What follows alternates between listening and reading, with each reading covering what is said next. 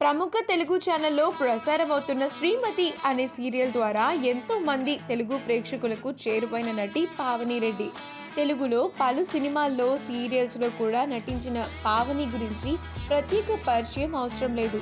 3 సంవత్సరాల క్రితం పావని భర్త ప్రదీప్ ఆత్మహత్య చేసుకుని మరణించడం అప్పట్లో సంచలనమే సృష్టించింది. కారణమేమైనా కూడా భర్త చనిపోయిన తర్వాత పావని కొంతకాలం పాటు కనుమరుగైంది.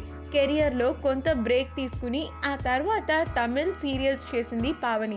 ఆ టైంలోనే తమిళ్ ప్రొడ్యూసర్ అయిన ఆనంద్ రాయ్ని ప్రేమించి పెళ్లి చేసుకుంది. అయితే ఆమె పెళ్లి గురించి మాత్రం తనెక్కడా ప్రస్తావించలేదు.